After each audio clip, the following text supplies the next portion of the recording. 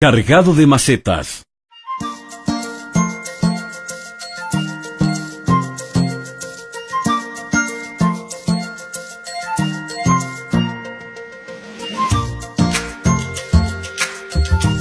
Primeramente se carga la maceta hasta 30%, poco menos de la mitad, para hacerle 4 perforaciones en el fondo de la bolsita, con un objeto puntiagudo no más de media pulgada. Se carga hasta el tope y se compacta medianamente.